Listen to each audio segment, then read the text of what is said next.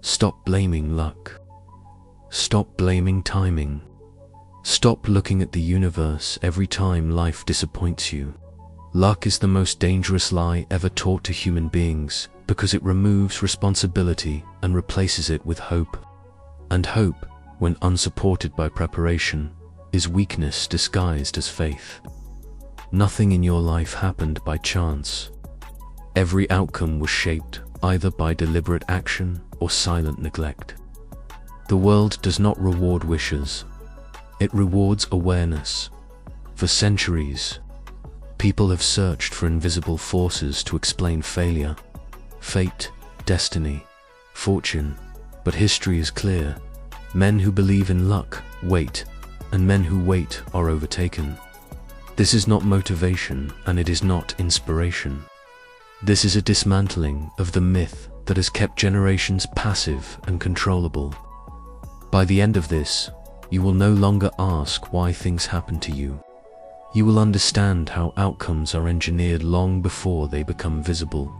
From childhood, you were fed a story that felt comforting but served no one except those in control. You were told that some people are born lucky and others are not. That success finds certain individuals while avoiding others. That sometimes life simply doesn't work out. This narrative was never designed to empower you. It was designed to pacify you. A person who believes in luck waits patiently. A person who waits becomes predictable. And predictable people are easy to dominate. Belief in luck creates passivity. It teaches you to hope instead of prepare, to pray instead of position, and to complain instead of calculate. When things go wrong, luck provides a convenient excuse. It protects the ego from responsibility. But it also steals power quietly. Because the moment you attribute outcomes to chance, you surrender control over your future. Niccolo Machiavelli saw through this illusion centuries ago. He did not study philosophy from comfort. He studied power by watching rulers rise and fall, alliances form and collapse, and empires expand and disintegrate. His conclusion was brutal but precise. Fortune favors no one. It tests everyone. Those who appear lucky are not blessed. They are prepared. What the public calls luck is simply preparation meeting opportunity without announcement. The world sees the final result, never the invisible groundwork. They see the victory speech, not the years of silent positioning. They see the breakthrough, not the discipline that made it inevitable. And because they cannot see the process, they label the outcome luck. Think honestly about your own life. Every moment you labeled as bad luck deserves re-examination. The opportunity that slipped away, the relationship that collapsed, the position you lost. Remove emotion from the equation and look at the facts. Were you truly blindsided by fate, or did you ignore warning signs? Did you fail to build leverage? Did you assume stability without effort? The truth is uncomfortable but liberating. You were not cursed. You were unprepared. Unpreparedness is not destiny. It is a choice made quietly, often without awareness. But here is where power begins. If your failures were not caused by invisible forces, then your victories are not dependent on them either. No stars, no fate, no universe deciding your worth. Only your clarity, your discipline, and your willingness to see reality without filters. Power follows certainty. This is not opinion. It is observable behavior. In every room, every negotiation, every conflict, the individual who appears certain shapes the outcome. Not because they are always right, but because human beings are wired to follow conviction. Doubt repels. Certainty attracts. When you hesitate, others sense it immediately. They may not consciously recognize it, but they respond to it instinctively. They interrupt you. They overlook you. They take opportunities that should have been yours. Then you explain the loss by calling it bad luck. But it was never luck. It was perception. The weak cling to chance because chance protects their identity. If failure is random, then responsibility disappears. But the game is not unfair. It is unforgiving. It rewards those who study it and punishes those who ignore it. Power does not care about intentions. It only respects competence. Machiavelli described life as a balance between chaos and control. He called chaos fortuna, the unpredictable floods, sudden betrayals, economic shifts, and unexpected crises. Most people fear fortuna. They bow to it. They treat it like a god that must be appeased through hope and obedience. But Machiavelli saw fortuna differently. He compared it to a violent river. When it floods, it destroys everything in its path. But in calm times, the wise man builds barriers. He digs channels. He prepares the land so the flood moves where he wants it to go. That preparation is called virtue, not virtue in the modern moral sense, but strength of will, discipline, skill, and the ability to impose structure on chaos. A person with virtue does not wait for perfect conditions. They act decisively in imperfect ones. They adapt, adjust, and move forward while others freeze. Machiavelli estimated that fortuna controls roughly half of human affairs. The other half belongs entirely to virtue. When you blame bad luck, you surrender your half without resistance. When you prepare, you reclaim it. This is why belief in luck is dangerous. It teaches surrender disguised as humility. It convinces people that life happens to them instead of being shaped by them. It replaces strategy with superstition, and superstition has never built anything lasting. Once you abandon luck, your questions change. You stop asking, "Why did this happen to me?" and start asking, "What did I fail to see? What did I fail to prepare for? What did I fail to become?" That shift alone separates spectators from architects. Awareness removes surprise. Preparation removes vulnerability. When you understand patterns, events stop feeling random. You see outcomes forming weeks, months, even years before they arrive. What others call misfortune, you recognize as preventable. What others call luck, you recognize as design. This does not make life easy. It makes it honest. You stop expecting fairness. You stop assuming protection. You stop waiting for permission. Instead, you build systems. You build discipline. You build leverage. And slowly, quietly, your life stops being reactive. The death of luck is not pessimism. It is liberation. It means nothing external controls your trajectory. It means failure is feedback, not punishment. It means success is engineered, not gifted. And once you accept this fully, something powerful happens. You stop wasting energy on complaint. You stop bleeding power through excuses. You redirect everything toward what you can control: your habits, your positioning, your preparation, your response. This is the foundation of all power. Not dominance over others, but sovereignty over yourself. The man who controls his preparation controls his future. There are no exceptions to this law. Luck never existed. Only awareness did. And awareness, once activated, changes everything. Most people walk through life blind, not because they lack intelligence, but because they refuse to observe. They hear words and miss meaning. They see actions and ignore patterns. They assume people are what they claim to be instead of what they repeatedly reveal themselves to be. Then, when betrayal arrives or opportunity disappears, they call it bad luck.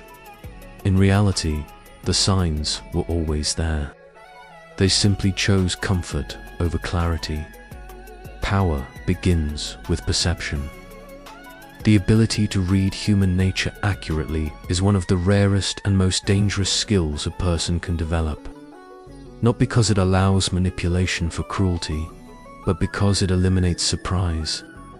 Surprise is where weakness lives. When you are surprised, you react emotionally. When you react emotionally, you lose control. And control, once lost, is rarely regained without cost. Machiavelli was not cynical about humanity. He was observant. He did not hate people. He refused to romanticize them. He wrote that men are ungrateful, fickle, and self-interested, not as an insult, but as a warning. He understood that assuming goodness without evidence is not kindness. It is negligence. And negligence invites exploitation. Every person you encounter is broadcasting information constantly. Their tone, posture, pacing, eye contact, and word choice all reveal intent. Silence reveals just as much as speech. Hesitation reveals fear. Excessive agreement reveals cowardice. Overpraise reveals agenda. None of these signals are accidental. They are confessions leaking through behavior. The tragedy is that most people are too busy talking to observe. They want to be liked, understood, validated. In doing so, they miss what actually matters. The powerful listen more than they speak. They watch more than they react.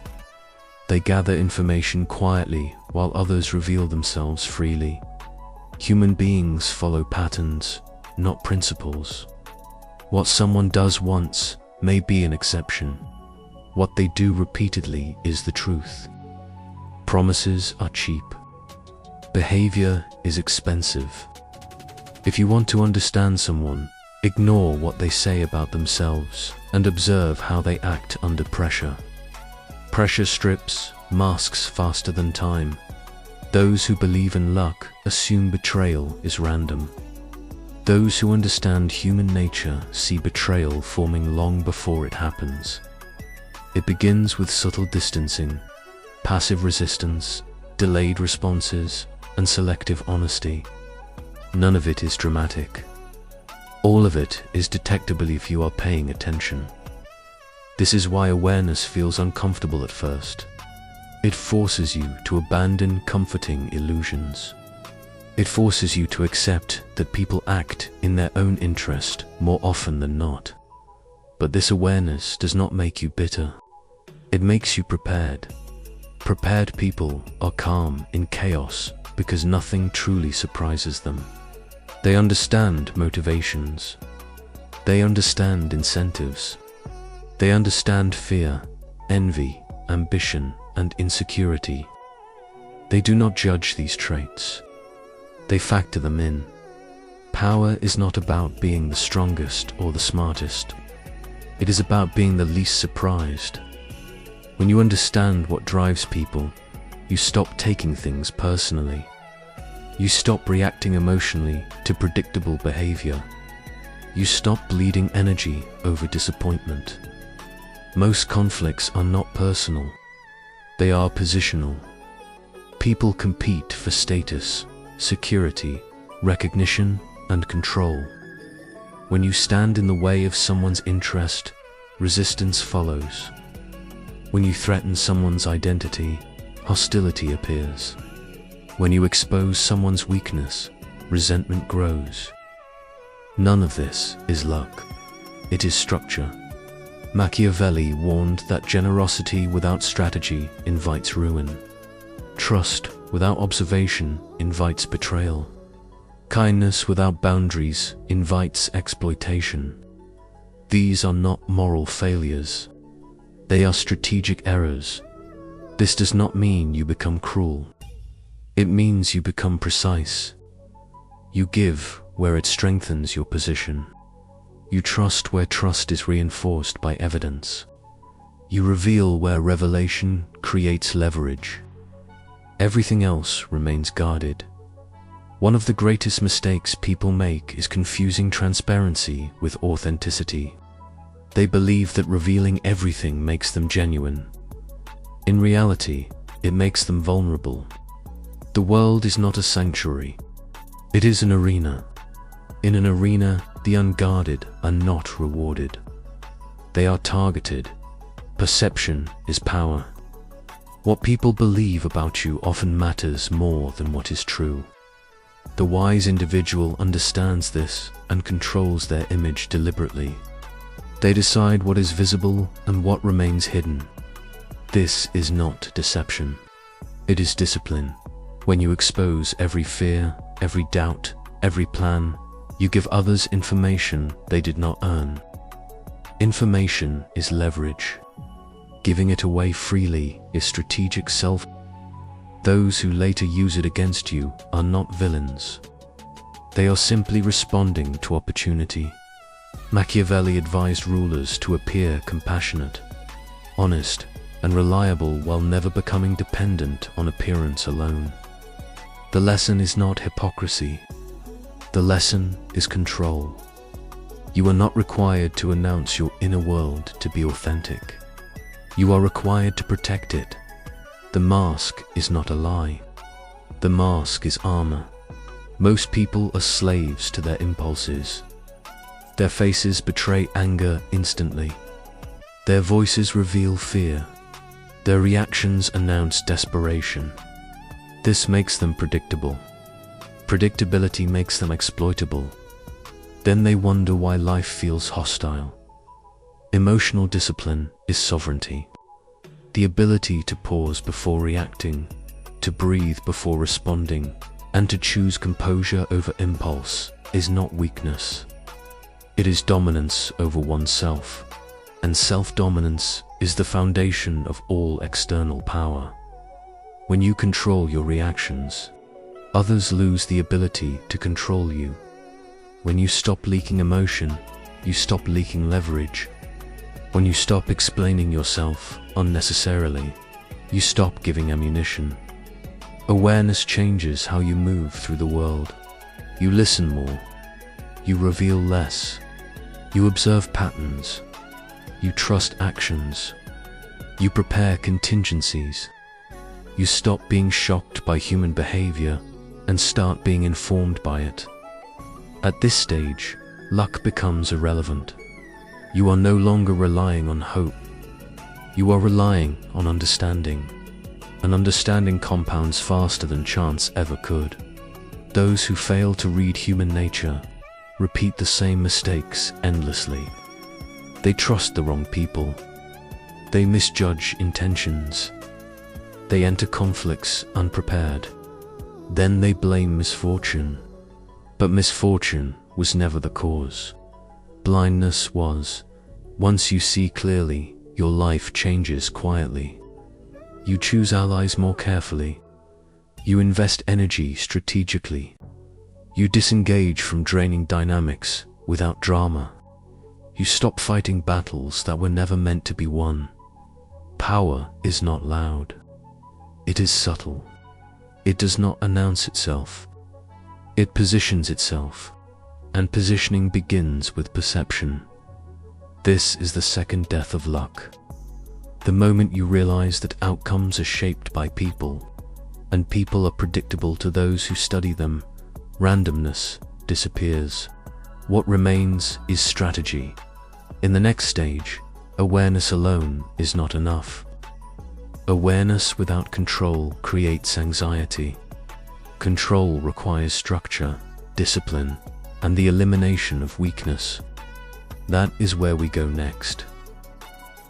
Human beings like to believe they are rational creatures. We like to think our decisions come from careful thought, solid reasoning, and objective judgment. But neuroscience and behavioral psychology repeatedly show a different truth.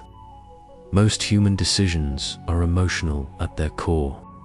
Logic usually enters later, not to decide, but to justify what the emotional brain has already chosen. This hidden order of decision-making is what makes emotional triggers so powerful and so dangerous when misunderstood. The emotional part of the brain reacts faster than the rational part. It evolved for survival, not accuracy. When something feels threatening, rewarding, or socially significant, the emotional brain takes control immediately. Logic, which requires time and energy, often arrives too late. By the time a person starts thinking, the decision has already been emotionally framed. This is why people can know something is irrational, yet still do it. Emotion does not ask permission from logic. One of the strongest emotional triggers is fear, specifically, the fear of loss. Humans experience loss more intensely than gain. Losing something hurts more than gaining the same thing feels good. This imbalance shapes behavior at a deep level. When people sense potential loss, their thinking narrows. They stop exploring options and focus on protecting what they believe is at risk. This is why urgency works so effectively. Deadlines, countdowns, and last chance warnings activate fear, not logic. The brain moves into protection mode, and critical thinking weakens. Fear of loss doesn't always involve money or material things. It can involve reputation, relationships, opportunities, or self-image.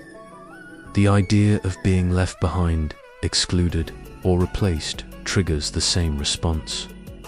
Once fear enters the mind, people become more compliant. They agree faster, question less, and accept conditions they would normally reject. The decision feels necessary, not chosen. Another deeply embedded emotional trigger is the need for validation.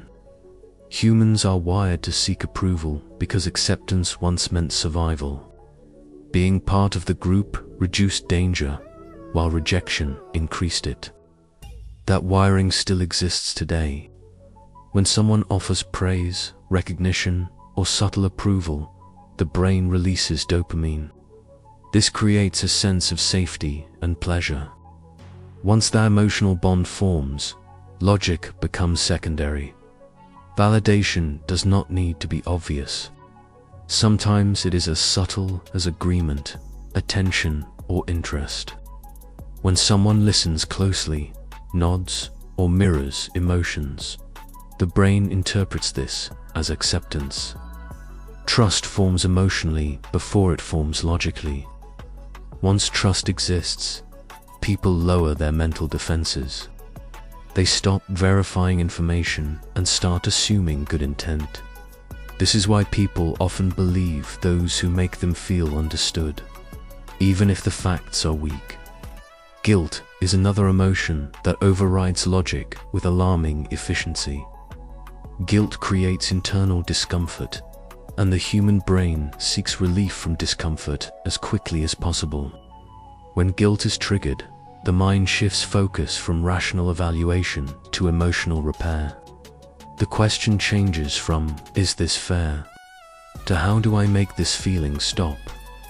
This shift makes people agree to things they don't want, accept blame they don't deserve, and take responsibility for problems they didn't create. Guilt-based influence often disguises itself as morality or loyalty. Phrases that reference sacrifice, effort, or expectation are not arguments, they are emotional pressure. The brain responds by prioritizing harmony over truth. Logic is pushed aside because emotional pain feels more urgent than intellectual clarity. Over time, repeated guilt conditioning trains people to comply automatically, without conscious resistance. Scarcity is another emotional trigger that distorts logical thinking. When something appears rare, limited, or exclusive, its perceived value increases instantly.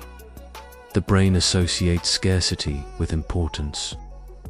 This association exists even when the scarcity is artificial. When people believe an opportunity might disappear, they stop evaluating it properly. They act quickly, driven by fear of missing out rather than understanding. Scarcity also activates competition.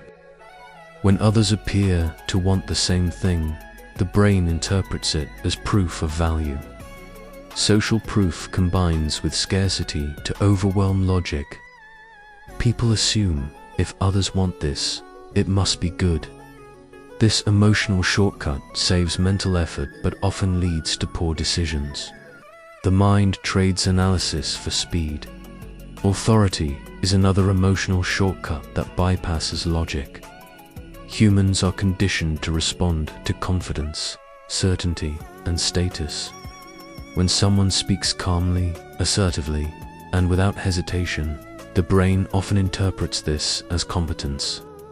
Authority does not need to be real to be effective, only needs to feel real. Titles, posture, tone of voice, and perceived experience all trigger obedience at an emotional level. Once authority is emotionally accepted, people stop challenging information. They may feel doubt internally, but they suppress it. Questioning authority feels risky because it threatens social order. Logic bows to emotional safety. This is why people follow confident leaders even when evidence is weak. The emotional brain values stability over truth. Another overlooked trigger is emotional contrast. When people experience stress, fear, or uncertainty, and then encounter relief or reassurance, the relief feels stronger than it objectively is. The brain compares emotional states, not facts. Someone who provides calm during chaos is perceived as powerful, wise, and trustworthy. This contrast creates emotional dependence. Logic is replaced by gratitude. Emotional triggers are especially effective because they operate below awareness. People feel the emotion but rarely recognize its influence. They believe they are acting freely, not realizing their thinking has been redirected. This illusion of control is what makes emotional influence so effective. The brain defends the decision as its own, even when it was emotionally guided. Over time, repeated exposure to emotional triggers, conditions, behavior, the brain learns patterns and begins to respond automatically. Urgency creates instant action. Praise creates loyalty. Guilt creates compliance. Authority creates obedience. These responses become habits, not choices. Logic weakens through disuse, while emotional reactions strengthen. Understanding emotional triggers is not about controlling others, it is about protecting yourself. Awareness restores balance. When you recognize emotional pressure, you slow down. You create distance between feeling and action. You allow logic time to enter the process. This pause is where real power exists. Those who are emotionally aware do not rush decisions, fear silence, or seek constant approval. They understand that emotions are signals, not commands. They listen to emotion without surrendering to it. This makes them harder to manipulate and more effective in influence. True influence does not come from force or persuasion alone. It comes from understanding how the human mind really works. Emotional triggers are not weaknesses. They are tools of survival that must be managed carefully. When you master them, you gain control over your reactions instead of becoming a prisoner of them. And that is the unseen mechanism behind emotional power. The reason logic often loses. An emotion quietly takes the lead. Guilt is one of the most powerful emotional forces in human psychology because it attacks from the inside. Unlike fear, which comes from external threat, guilt is internal pressure. It makes people police themselves. When guilt is activated, resistance feels wrong, selfish, or immoral even when resistance is completely justified. This is why guilt is such an effective tool of control. It doesn't need force. It turns the mind against itself. Psychological guilt works by creating a sense of debt. The brain begins to feel that something must be repaid, corrected, or balanced. This debt does not have to be real. It only has to feel real. Once the mind accepts the idea that it owes someone, logic becomes secondary. The primary goal shifts to emotional relief. People stop asking whether a demand is fair and focus instead on removing the uncomfortable feeling. This sense of debt often begins subtly. It may start with a favor, help, sacrifice, or emotional support. At first, it feels harmless, even kind. But once the act is framed as something significant, the balance shifts. The receiver begins to feel obligated. The giver may never ask directly, but the expectation is implied. The mind fills in the pressure on its own. What makes guilt so effective is that humans are deeply uncomfortable with feeling ungrateful. Gratitude is socially praised, while ingratitude is morally condemned. When someone implies that you are ungrateful, your self-image is threatened. The brain reacts quickly to protect identity. Logic takes a back seat while the emotional system rushes to repair the damage. Guilt-based influence often uses memory as a weapon.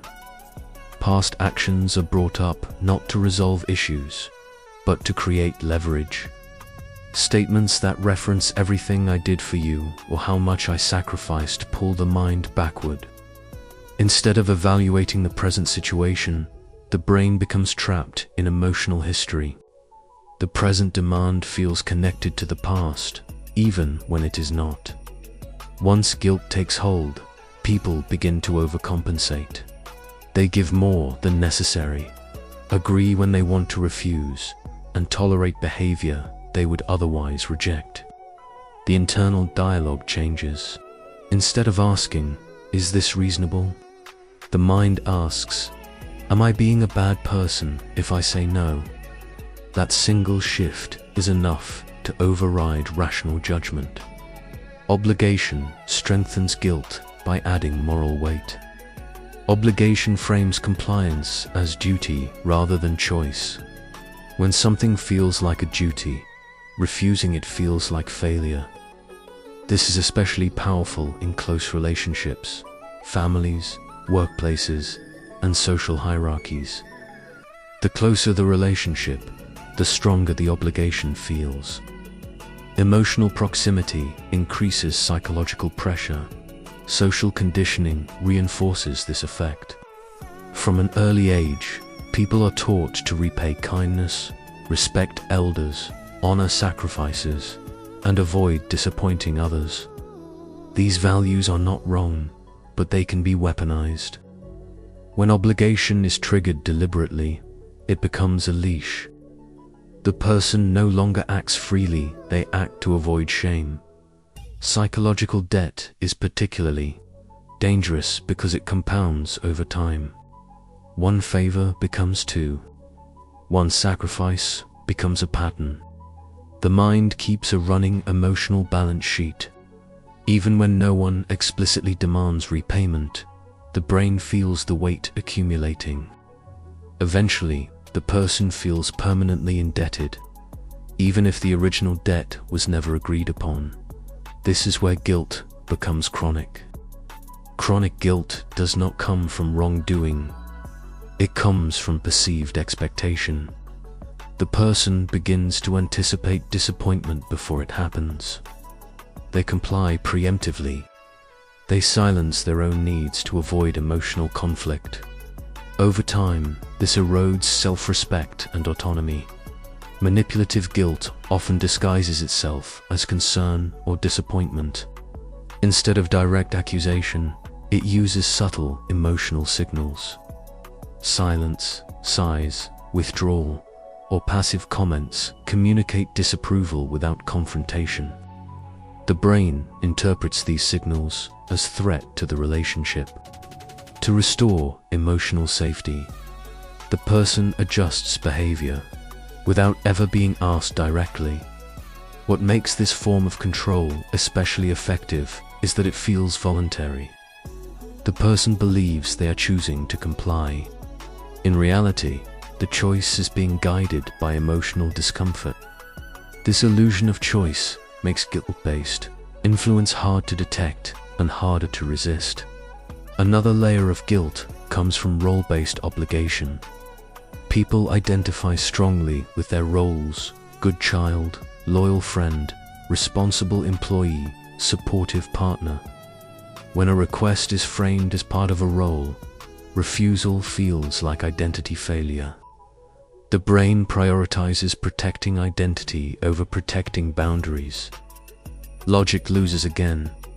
Guilt also thrives in environments where boundaries are unclear. When expectations are vague, people assume responsibility for things that are not theirs. They apologize unnecessarily. They feel bad for things they didn't cause. This over-responsibility makes them easy to influence. The more responsibility someone feels, the more control they surrender. The relief that comes from compliance reinforces the cycle. When a person gives in, the guilt temporarily disappears. The brain learns that compliance equals relief. This is classic conditioning.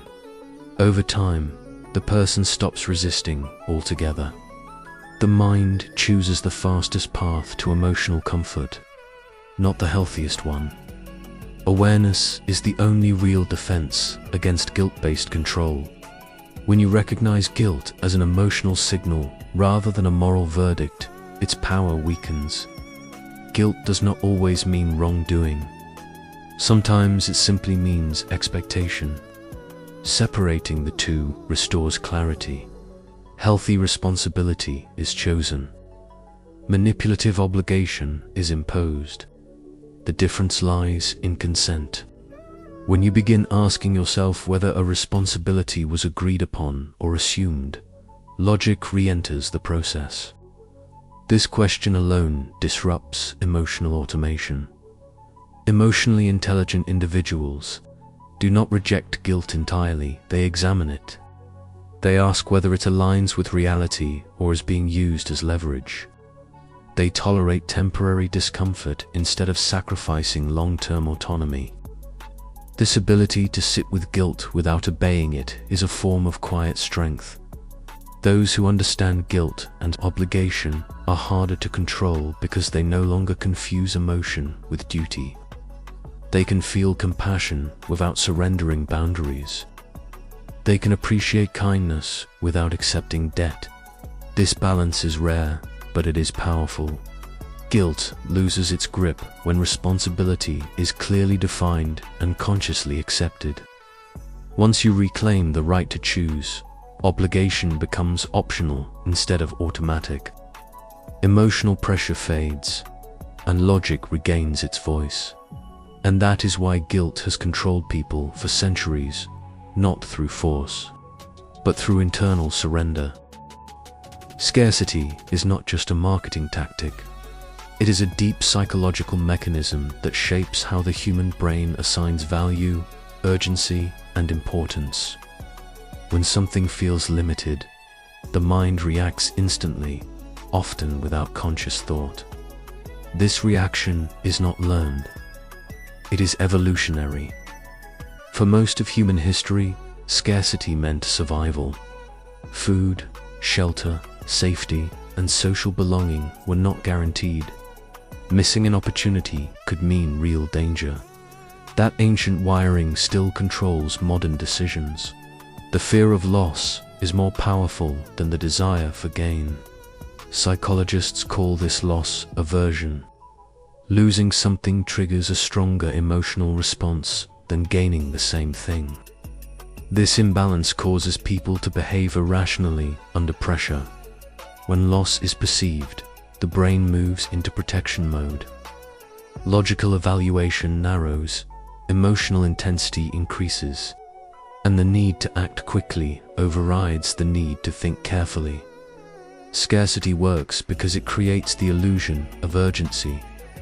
Urgency tells the brain that there is no time. And when the brain believes there is no time, it skips analysis. Decisions become impulsive, emotional, and reactive. The person feels driven, not persuaded. This is why scarcity-based influence feels internal rather than external. The pressure seems to come from within. What makes scarcity especially effective is that it does not require real limitation. Perceived scarcity is enough. Something can be abundant in reality, but as long as it feels rare, the brain responds the same way. Limited access, exclusivity, countdowns, and selective availability all trigger the same emotional response. The mind equates rarity with value without questioning whether the connection is valid.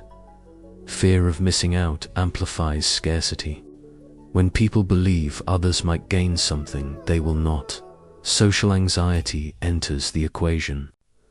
The decision is no longer about the thing itself, becomes about status, comparison, and belonging. The brain shifts from evaluating value to avoiding regret. Regret is emotionally painful, and the mind will act aggressively to avoid it. Scarcity also creates psychological pressure by removing the option to delay. Time pressure weakens judgment. When people cannot pause, reflect, or seek additional information, they rely on emotional shortcuts. The fastest shortcut is action. Doing something feels safer than doing nothing when loss is implied. This is why people often choose poorly under pressure but defend the decision afterward. Control through scarcity often hides behind choice. The person is technically free to decide, but the emotional cost of refusal feels too high. Saying no feels like self-sabotage. This is how psychological control avoids resistance. There is no force, only internal pressure. The individual becomes both the victim and the enforcer. Scarcity also increases attachment. When something is difficult to obtain, the brain invests more emotional energy into it. Effort creates value. The more someone works, waits, or sacrifices, the more important the outcome feels. This emotional investment clouds judgment. People defend scarce opportunities even when evidence suggests they are harmful or disappointing. This effect extends to relationships as well. Emotional unavailability creates scarcity. When attention, affection, or approval is inconsistent, it becomes more valuable. The brain begins to chase what is rare. Logic recognizes instability, but emotion focuses on reward.